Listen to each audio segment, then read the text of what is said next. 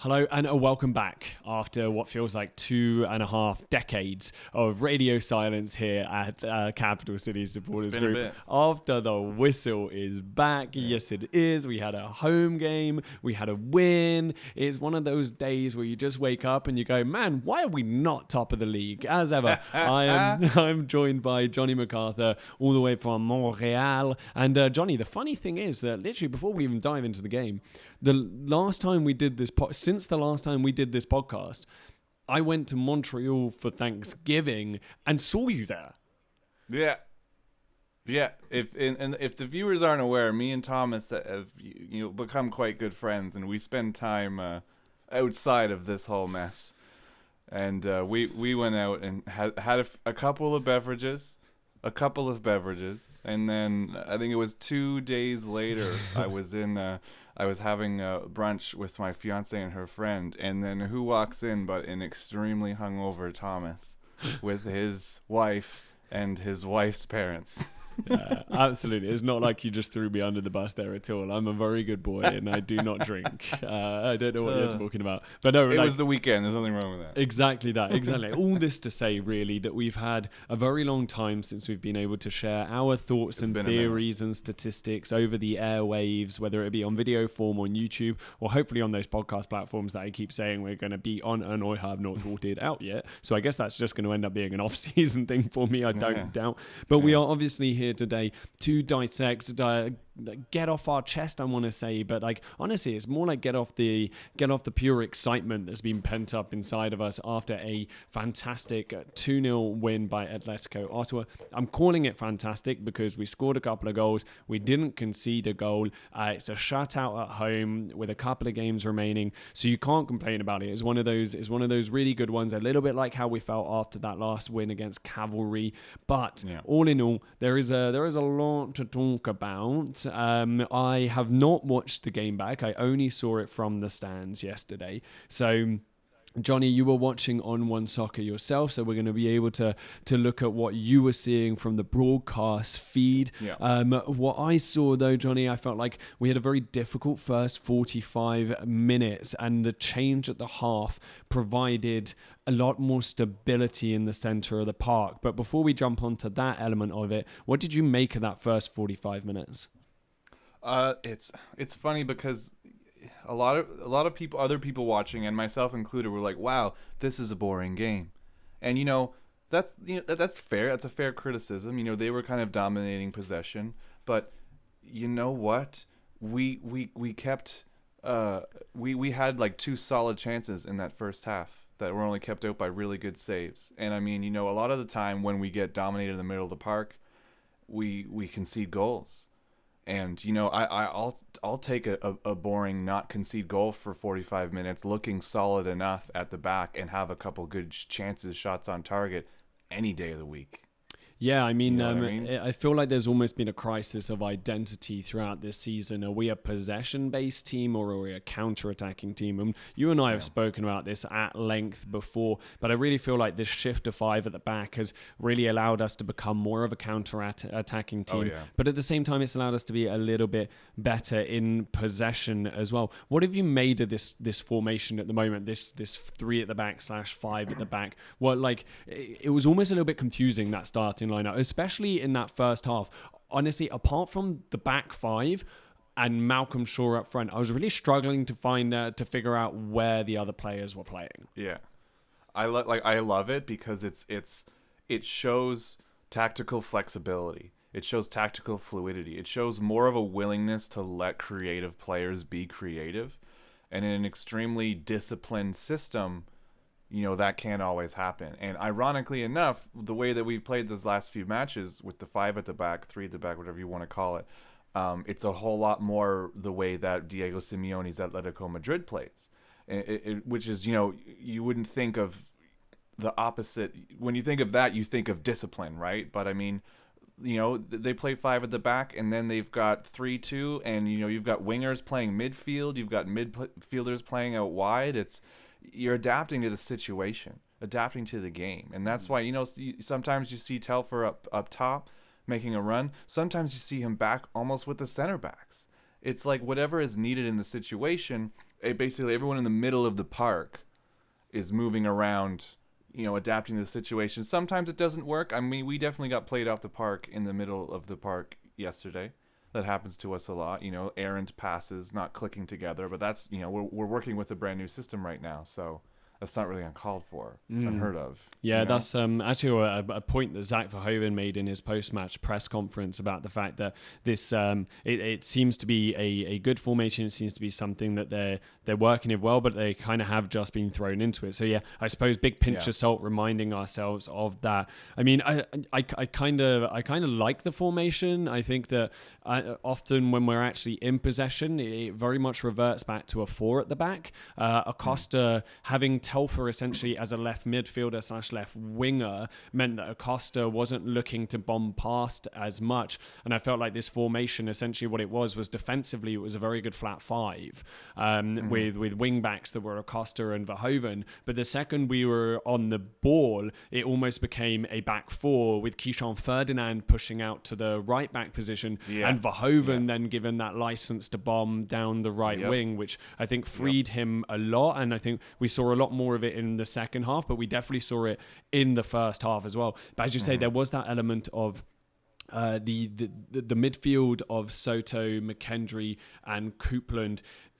They were getting bullied a little bit in the first half, and I mean you've got, especially in Soto and Coupland, you've got two very creative players, but in Coupland you also have a very young player. I think if you go back and look at some of the highlights, which I've actually had the fortune to do, and I'm actually looking at it right now, the first real chance we get on the 33rd minute was Coupland is essentially. We've reverted back to that back 4, and Keyshawn Ferdinand plays a dangerous ball into the middle to Coupland, who is getting out-muscled. Ferdinand comes back in and helps him out. Coupland produces a very nice piece of skill and then a 1-2 with McKendry, which frees him. And now, exactly as you say about that flexibility in midfield, now we're in that position, we all of a sudden look extremely dangerous, and that's where Malcolm Shaw had almost like a Dennis Bergkamp-esque heel flick, confused the hell out of the defender before he was unable to beat Syria on the one-on-one. You think maybe he should lift it, but we'll get on to Malcolm Shaw a little bit later. Just more about that. I felt that when we did beat that initial line of press, which is something we didn't do against Forge, and we just couldn't handle the intensity of their running. Cisse in particular is a name that comes to mind in that game. We looked dangerous, but I really liked the change at halftime. I'm not saying Coupland had a bad game at all. I think he's learning. I think these were great minutes for him, but like having Chris Minella come on in that second half, give a bit more, less flashy, less technical, but he's just a guy that on the ball normally picks a good pass. Like he brings a little bit more stability to that midfield, and I feel like that really helped us in the second half. Well, it really it unleashed Soto to go up and play where Coupland was, right? Because obviously Soto was playing back in the pivot with McKendry, but now which you hate, by the way. Let's remember, Johnny has been very vocal about having Soto in the pivot. Like, well, I mean, he can do a job there, but it's not where he belongs. Why you don't cage a bird, for God's sakes. But like Coupland getting minutes, I mean, we're obviously bright young players, absolute bags of potential. I'm loving that he's getting these minutes right now. I mean, we're eliminated from playoffs, right? That's why we're doing things like this. We're like, let's test. Let's test in a competitive but stress-free environment, because there's nothing expected of us anymore. So what would be better, to keep on doing something that's not working and then try something out over the off season and in the preseason, and then maybe we fall flat in the first game, or use the last few games of this season against teams that desperately want to beat us? And that's what we've been, right? And we're just playing carefree right now, and it shows, because people are being creative, and we're throwing players out like Coupland there. We also, I've realized that we have an under 21 minute threshold to hit. That's another thing. That was a point I was going to make.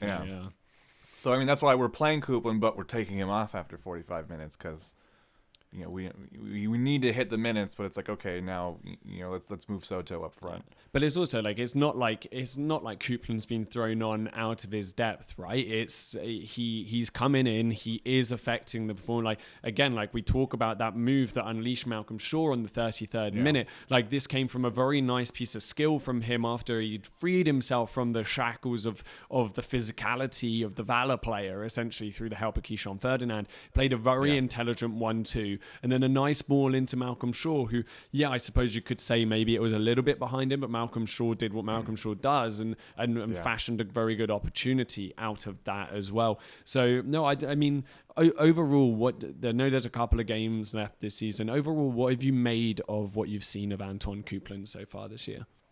Well, leading up to that chance, you're talking about how he goes up and then plays the 1-2 before playing the ball into Malcolm. He does a little flick. It's not quite a Cruyff turn, but he flicks it in behind his leading foot as to do like a little spin. It's the before little, being the little unleashed. drag back, The natural raw talent that this kid possesses is absurd. It's absurd. He does these things effortlessly against grown men. And obviously he gets taken advantage sometimes because he's a little guy. But he obviously has so much potential. And he doesn't look out of his depth at this level either, where a lot of he's 17, by the way, for anyone listening to this that might forget. A lot of 17-year-olds at this level, and it's a very physical league with grown men, they might be completely out of place. But even a player like him, who's flashy with good feet and is small statured, still manages to not look out of place in a forum like this one, and that's ridiculous. Absolutely. He's a player that is just going to keep growing, and like everyone knows and loves him from his days with the Fury, and now here with Atletico Ottawa. I think he's a little bit of a staple. I think he has an incredible amount of talent, and he's getting stronger and stronger already, and that's it just bodes very well for what he's going to be able to bring to the team going forward. I was watching the post-match press conference with Mister looking at it, and he very much said that he thought we suffered in the first 25 to 35 minutes, which I think is very fair. I think we were like not comfortable on the ball. We got knocked off, in Mister's words, not comfortable on the ball. We got knocked off it too easily. And I would agree with that, and I do think that the halftime change of bringing Manella on, as I said earlier, really provided a little bit more stability there. I was reading up Benedict Rhodes' match report about Atletico Ottawa, and next player I really want to talk about is the player that you wrote about for the Capital City Golden Scarf Award and the man of the match winner last night with 2 fantastic assists, which is Zach Verhoeven. He spoke about him as a right back, and Mister mentioned in the press conference about him learning this new role, about learning to be a right back. But I don't know about you, but I think we saw the best of Zach Verhoeven last night, not because he played right back, but because he played right wing back. And as I said, in this kind of formation where in possession, Acosta didn't push up the field because we had Telfer that occupied that side. And then the team shifted into a 4 at the back when Verhoeven is all of a sudden, he's not even a wing back anymore. He's bloody forward. And I think that role was a lot more freeing for him, especially considering it allows him to take a little bit, allows him to take some more risks in the transition, because he knows if he get caught in possession there and it bounces back, he's not massively exposed because Keyshawn Ferdinand or the third right-sided centre-back at that point is there to cover a little bit more than there would be. I think this shift has provided, especially for the roster we have, I think it's provided it's provided a safety net in a way that we didn't have before, to allow, as you were saying earlier, about players to be a little bit more creative, to be a little bit less shackled, let's say. But what did you make of, I mean, it's very easy to really talk about this guy, but what did you make of Zach's performance last night? Because a few people, I think, were very surprised that he was the 3rd finalist instead of Alberto Soto. But I think Zach proved with that performance last night why he has worked his way into so many fans' hearts. Yeah, I mean, I want to pretend that he read the article and then went out and then made that performance yesterday because of it. He's a consummate professional. It had nothing to do with it. But, oh my goodness. Talk about running your socks off. Both of the assists were his. We talk about, and him playing further up the pitch is great, because I mean, he's a very versatile player on that wing, but any attacking player isn't going to want to be shackled by having to play as a fullback. You know, it's like, yeah, I'll do it if I need to, but in reality, I want to run. And then that's what you see with him. I mean, he loves just taking on a defender. He loves cutting in sometimes as well to find different inroads and find new passes. He's a very creative player. And this having center backs that can also play fullbacks, this is like the right use of that multifaceted talent rather than keeping a disciplined system and then throwing someone into their second position for the whole 90. Players that can play both positions so that you switch depending on the phase of play, that's the way you should be using it. And we've seen a tactical maturity in the past few games that's really benefiting almost every player on the pitch. Yeah, and Zach being one of them. Absolutely, yeah. Founder of CCSG, Daniel Duff, actually, he will, and he's been banging on about this since the start of the season. He thinks Zach is the best two-way player on this squad in the sense that he is equally capable of putting in a tackle and defending. Which, by the way, he has a league-leading number of successful tackles now, joint with like Acosta and like I think actually he might be behind like Cisse or something. Either way, he's right up there with the number of successful tackles. I think he has 40. He had 4 or 5 last night. Acosta, by the way, had a game high of 9 successful tackles last night, which is insane, which also goes to tell you how resolute he was in defense. But yeah, absolutely, like Zach is a player who's able, and he's growing more in the defensive side of the role. But as you say, this unpredictability that he has and this energy, this wiry twinkle toes energy that he has going forward, he's right-footed and he's got a burst of acceleration. He can slow down and then take you to the byline, like we saw with the opportunity with Ben McKendry just before the halftime. And this was great by Zach. He literally he anticipates a heavy touch, comes in, gets a good foot on the ball, and then he shapes up his defender. And the defender's like, "I'm not letting you come inside." And Zach's like, "All right, I'll run to the line then." And fine. And like literally watching that from the stands, like you see the Valor centre back is literally arm outstretched, pushing Zach, trying to get him pushed off the ball, which the football guy in me absolutely hates. Excuse me, you're allowed to use your shoulders and not your bloody hands. This isn't rugby. This isn't a face-on. Like, you're not allowed to palm someone off in football, which is one of the things I do find frustrating. But like he's literally pushing Zach off the ball, and he nearly sends him into the advertising boards after he gets that cross in. But Zach's just got the speed, and he's just like, no, I'm getting that ball into the box. And McKendry, it's a bit behind him, and it's a good save by Sirius in the end. And this is the thing, even though Valor dominated territory, you can throw out some stats for us here just straight after if you don't mind, Johnny.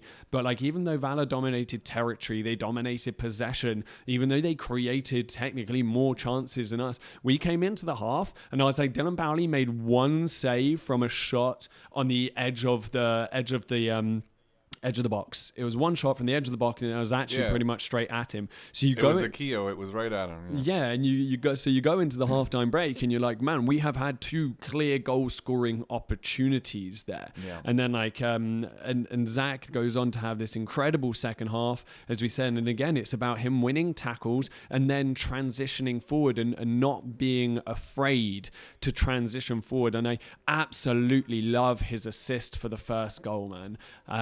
Like that assist, like the way he holds on to the ball a little bit longer than maybe you think he should. Like he wins that tackle, then he breaks the transition, and then he holds on to it, and it's a no look pass with his left foot to Malcolm. He knows he's got these options on the left. He spoke about it in his press conference, and he was like, he was aware of the space. He knew Malcolm was on his right. He knew he had options to his left. So he made sure he took a few extra touches to feel like he was going to go utilize those 2 left-hand side options, which drags the defender away from Malcolm, who, by the way, loves Shaw's movement to drift out wide. And then the no-look pass to slip him into, and then the finish. And we know the rest. But Johnny, take us through some of the stats there, because Valor very much dominating. Felix Santos literally said this in his post-match press conference, that it doesn't matter if you got the ball, you got to get the goals. Then that's what Atletico did. Yeah, it's fun. I'm looking at some stats here, and Valor's possession start height, which is an interesting stat that I had never really seen until I looked at Center Circle data that does these stats.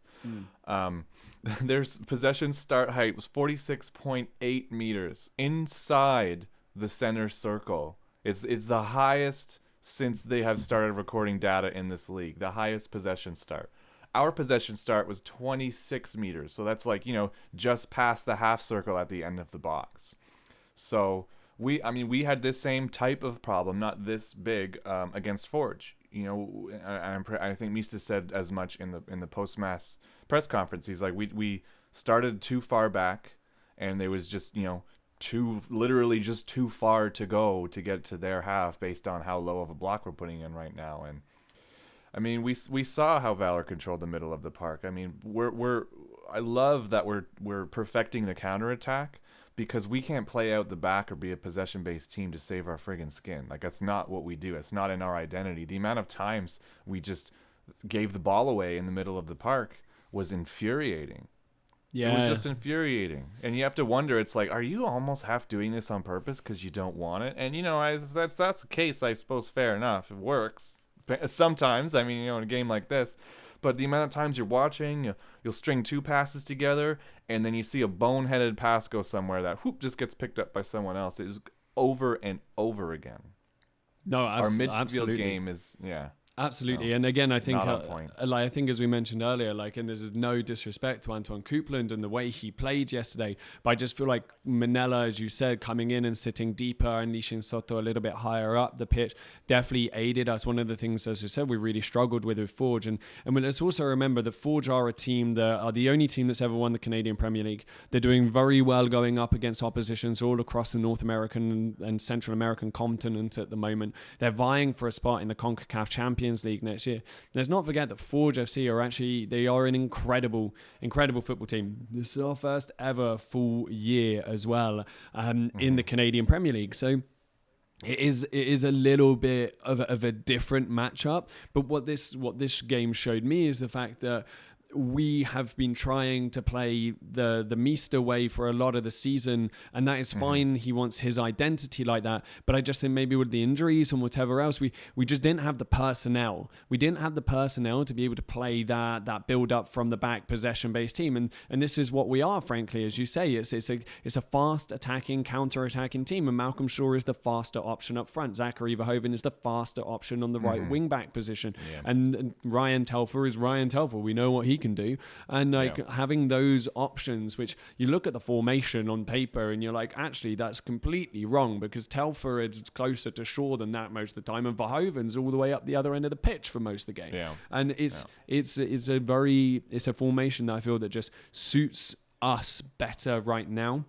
It won't suit us in every game. And the real thing that I'm waiting to see over the next two games, especially teams like York and Halifax, who are our last two games, who we have played so often, they know us and they know us as a team. And if they set up to counter this 5 at the back formation, what I really want to see is an ability to have in-game tactical changes and not just remain rigid with a formation. Because there have been times this year where I thought the 4 at the back was the better thing to do to begin the game, but when it hasn't worked, like I want to see you adapt it. I want to see you change something in the game. So we still haven't had to do that, but hey, there's not be a negative Nelly over here. It's like at the end of the day, the 5 at the back worked really well last night. We set up on a counter attack.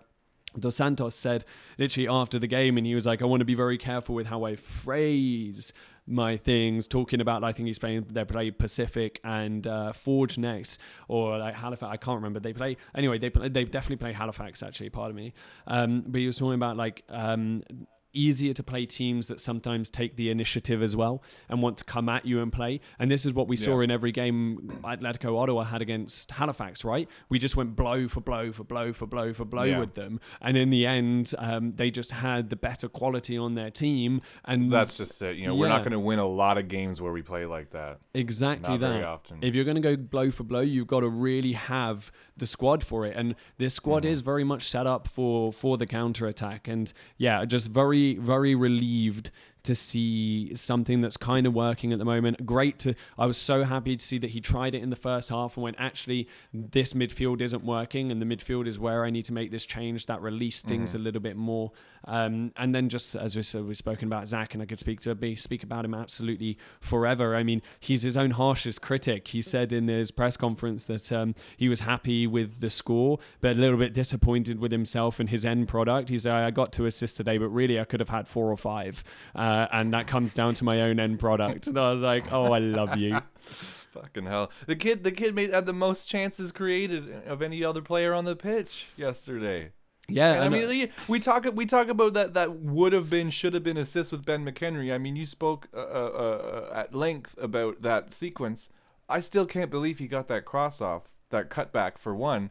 And for two, I can't believe that cutback was of such quality that it hit Ben McHenry's feet, that if it wasn't for a wizard in Jonathan Sirois, then that would have been the back of the net, and that would have been the first assist of the night.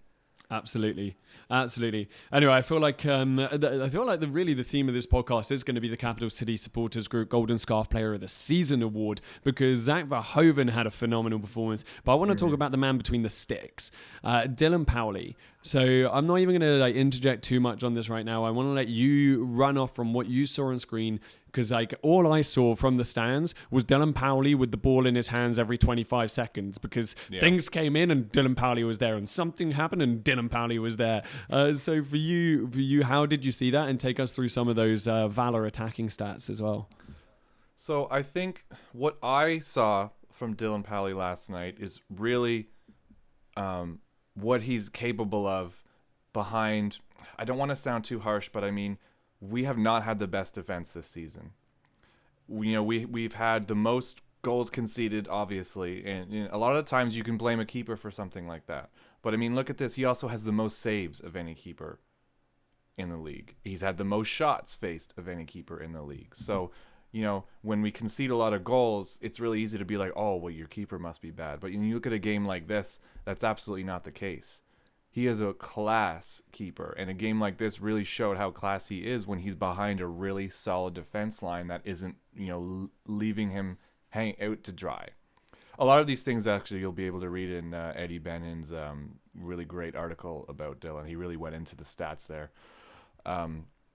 But he made the easy saves, and he made the easy saves strongly. He claimed corners. He claimed crosses. The amount of times he jumped out and then caught a cross was just, I'm just saying, get in, Dylan, every time. It was proper commanding keeper stuff. And I mean, that double save, oh my God. Well, I was actually wanting to highlight that. I didn't watch One Soccer, so I literally don't know the answer to this, but I remember I was out of my seat still. I hadn't quite made it back to my seat when Valor had that shot straight after the half that flashed just wide. I'm going to say Dylan Powley had that corner covered if it was creeping in. But for me, and I don't know what it was, tell me if it was it, but game changer, come on game changer moment at the match that literally just swayed the tide was that mismatch at the back where there's that header, and it's a bouncing header as well. And he gets his hand to that, and not only does he get his hand to that, but he's back and he's flicking that ball over his crossbar as well. 53rd minute, just watching the replay now, and I'm like, the punch is a little scuffed, but come on, the man just say the bouncing shot is terrible enough to have to handle anyway with that header that's coming down into the turf and back up. Exactly. But then to get back up and knock it over, that literally changed the match. It literally changed the match, because at that moment I was like, genuinely, they're not going to score tonight. I was like, they aren't going to score, because if that was an incredible opportunity. The guy gets the run on Mathieu, he gets the run on Arnaud, and he comes and meets this header inside the 6-yard area and hammers it down. And the fact that Powley flicks that up, and then he's immediately over going, no, this is going out for a corner. You are never getting this in the back of my goal. And it was 2 minutes later that Zach makes that block, beats the defensive midfielder with a little bit of a grampon, as we call it in French, as you knock the ball around the player and run around him, and then sets up Malcolm Shaw. It was a huge moment in that game. And like you mentioned the stats that are available in Eddie Benhin's article, definitely go check that out. He's the keeper that's made the most appearances. He's the keeper that's played the most minutes, keeper that made the most saves, keeper that made the most passes, tied for the most penalty saves, got the most recoveries. These stats are insane. Like, yes, he has the most goals against, but we've been to the hills and back talking about the issues defensively that Atletico Ottawa have had, and some of that comes down to tactical, and some now also comes down to the fact that half of our defensive personnel were taken out at the knee over the course of the first 12 weeks of the season. So we've had no consistency at the back either. So. And that's got nothing to do with anyone's fault. Those are injuries. Things happen. Unless, obviously, the club hired some terrible physio and hasn't helped them come back to health. You know, like, I don't know. But, like, this is just, like, it's just like a physical element. You can't help that. And, yeah, you're absolutely right. He came out and everything. It just felt like he was a magnet last night, don't you think? Yeah. It is, like, that moment that you mentioned, it really did change the whole trajectory of the match. And I mean, watching from home as well was super fun, because after the second save, I could hear Dylan's new chant from the stands over on the broadcast. Could you hear it? Oh, Lenny, do you know what it's worth? Dylan Powley is the best on earth. I gotta tell you, man, that's catchy stuff right there. Yeah, again, I'll let Eddie Benhin take credit for that one as well. Yeah. Absolutely, he wrote that very well. Though I will take credit for getting it started. I stood up on some chairs and started belting it. No one knew what I was doing. Thank God Eddie was down the front with the megaphone to help it go. Yeah, no. The best thing about that save was because in my mind that header was, you know, the perfect header. It's exactly what you want from an attacker's header in front of the net. Straight down into the ground. Deal with that fucking bounce. See what you can do with that. And then, you know what he did? He did, because he's a class keeper. And we see it a lot in you know, in other leagues. I mean, look at England. When you look at, you know, some of the not best teams that have really good keepers that still concede a lot of goals. You know, everyone can see how class of a keeper they are. I mean, look at like Emi Martinez. Look at Dean Henderson. Like these keepers that go out on loan to smaller clubs and then, you know, put absolute class performances. Even though they're still letting in a lot of goals, it's like, okay, not all of those goals are the fault of the keeper. Yeah, I mean, you go look at class keeper. And let in some goals. Yeah, go look at Arsenal's Aaron Ramsdale that they signed this summer, for example, like relegated with like 2-3 different teams in the Premier League, most goals against every time, and he's showing what he's worth at the moment at Arsenal. Yeah. One of the things you have to remember about Dylan as well, this is a chap who's in his mid-20s. He's a chap who, in his whole time in like the Canadian leagues, the Canadian Premier League, and the times, he's never really been like the firm number one either. This is his first season as a number one. I know a lot of the criticism that will come his way is there are a couple of errors leading to goals. Like you think about Vala back in the bubble and stuff like that. But that was, again, like I want to remind, this was very early days in his starting goalkeeper career. So that's just it, right? Yeah, and I think it's very harsh to judge him just on that. I mean, he just spent 2 years as a number two. Like he's bound to make some mistakes in his first go out as the number one. Exactly that. So, you know, I really hope that Atletico Ottawa come out and like give him another chance for next season. Get him going again. I really don't see a goalkeeper out there that would be willing to transition over to Ottawa that I think is better than Dylan Powley at the moment. I would love both of them. I would love him and Tio to be back next season, to be quite honest with you. I think Tio's class too. Tio's a great understudy at the moment, perfect age, and like honestly perfect kind of player for that second goalkeeper role. He's not going to be hunting for all of the first team minutes. He can pick up some games here and there as well. So anyway, I thought Dylan Powley at the back was absolutely fantastic, and you know we hope we're going to see him back next year. And if we don't, obviously wish him all the best until like next season. But like seriously, it's like Atletico, just keep him. Yeah, no, we will say all these fluffy things like, oh, if you don't come back, all the best. But I'm going to be fucking devastated. Yeah, no, I don't think like unless like unless Iker Casillas is coming out of retirement to come play or something. Like, honestly, man, like who you gonna... Unless you send Jan Oblak over here, there is absolutely no excuse to not re-sign Dylan Powley. Yeah, Fernando Torres, new goalkeeper.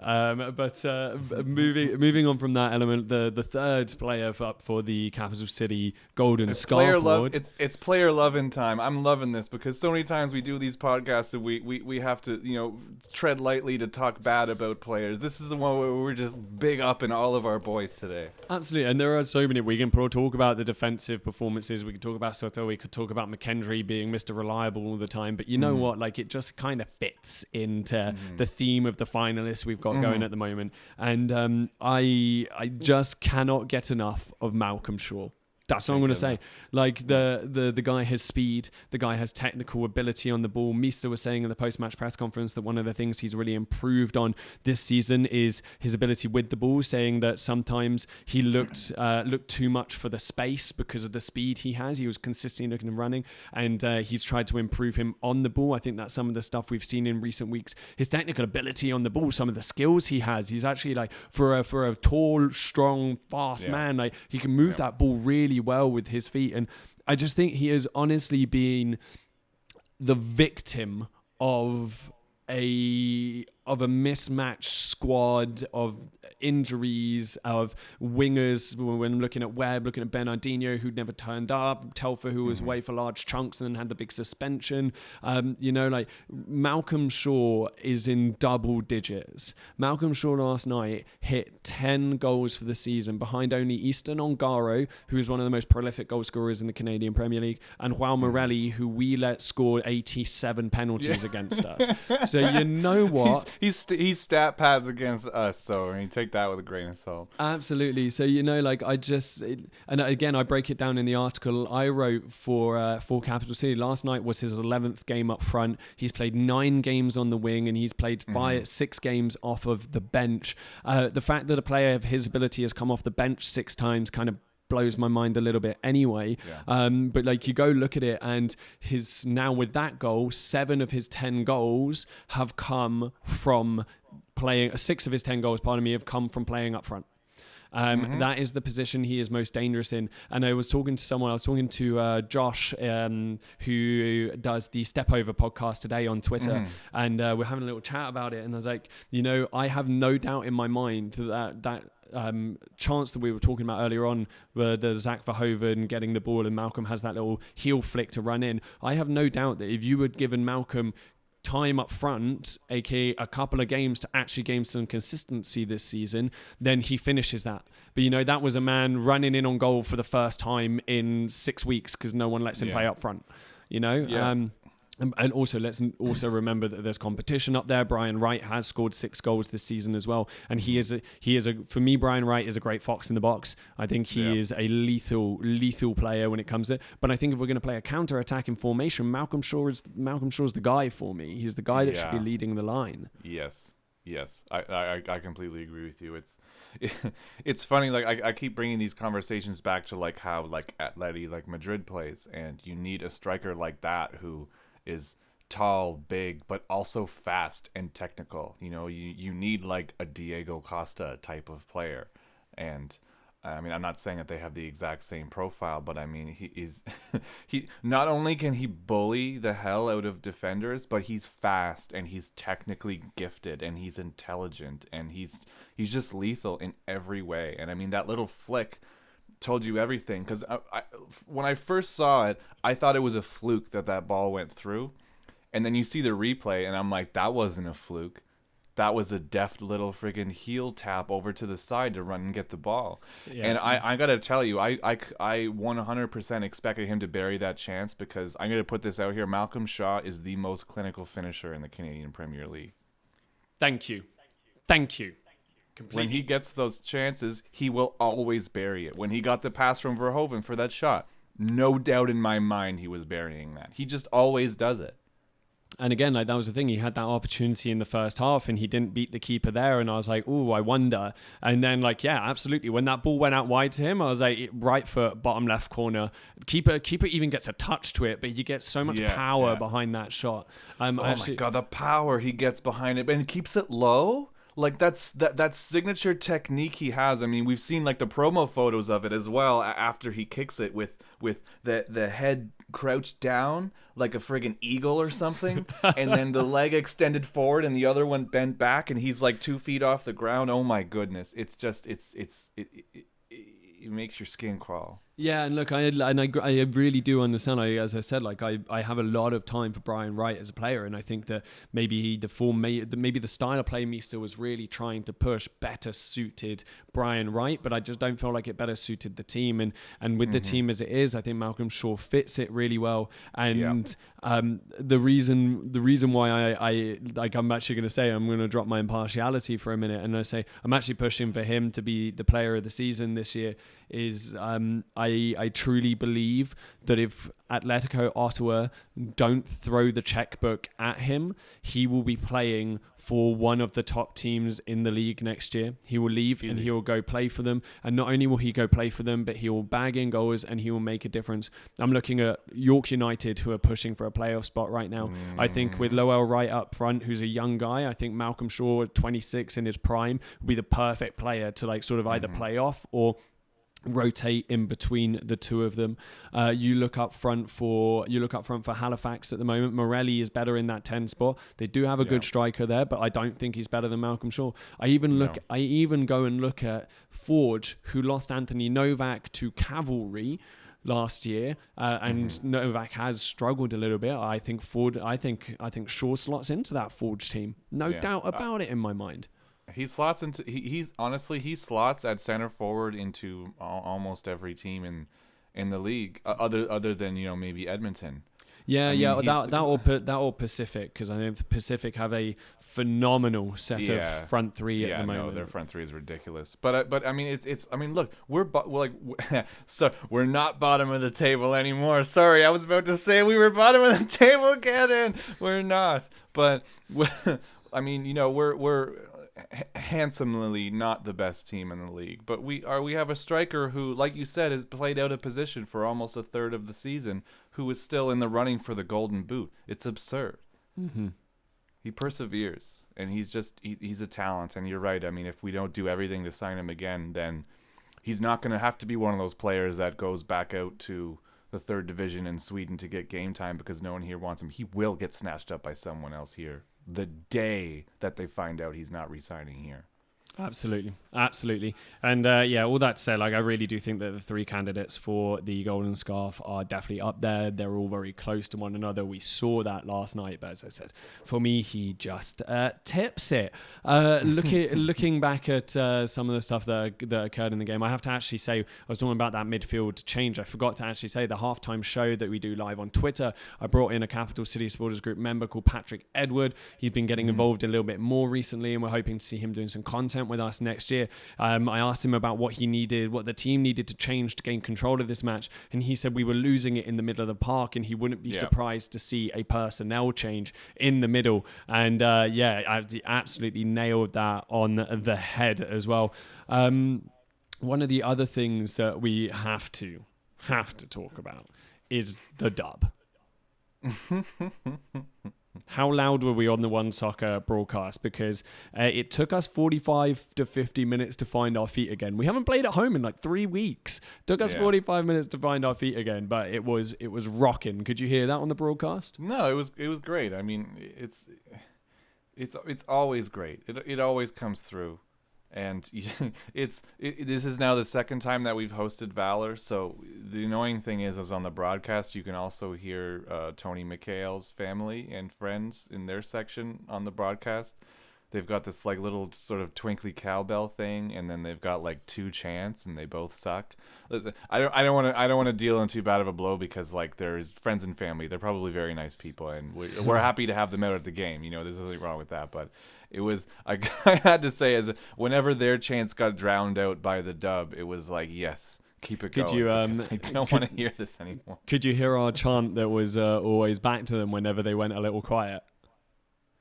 Can you hear Valor sing? No. Can you hear Valor sing? No. Can you hear Valor sing? I can't hear a fucking thing. I love that. You didn't have to do him like that. Oh, it was honestly, it was great having people up and going again. Obviously, people have seen the pictures and they've seen the videos that are online at the moment. It's honestly, the atmosphere is absolutely fantastic. I think Dos Santos said that he thought that that Tony's family created the best atmosphere because they bring it. But the way it sounded and has been quoted is that he said that Atletico will have the best support in the league, and damn straight we do. Listen, I'm going to take... Here's the man who was technical director of my local team when we won the fall season and then went to the soccer bowl. I am going to take his word over anyone else's word, especially any nerds on the internet that might want to say something different. Absolutely. And I think that was a great place to be kind of wrapping it up now. To come get involved with the dub, you've got one last opportunity this season. It's this Sunday as we host York United, and it's an opportunity to play upset again. We've already taken down Valor and chipped away at their chances for the playoffs. Can we keep that race interesting by taking... We're coming for the scalps. We're going for everybody's scalps at this point. Yeah. Absolutely. Obviously, if you want to come sit with us in the dub, the only catch really is that you have to sing, you have to dance, you have to cheer, and you have to get involved. The tickets are the cheapest in the house, and if you want a few bucks off of it, you can even get them cheaper with the discount code CCSG. Johnny, are you in town for that one? Yeah, I'm in town on Sunday. You're in town on Sunday for it? You know it. Fantastic. Hoping to bring my good luck vibes, mine and Flo's good luck vibes. Absolutely. Been home for 2 wins already this season. Let's make it another one. Well, you might as well. We keep chipping away, keep bringing that stat up, and ensure that we finish above Edmonton, as is the way, as they would say in The Mandalorian. It is the way. But on that note, I think that's a perfect place to leave it. This kind of turned into a little bit more of a Golden Scarf review podcast, but I feel like there was a fair amount of looking into that. As we said, there was like the general point is the low block and the counter attack is only going to work for a certain amount of time, but it's working right now, and let's bloody relish in it. Yup. All right. Well, thank you very much for tuning in. We will see you next week after the last home game. Thank you very much for listening. Johnny, see you later. Vamos. Atleti.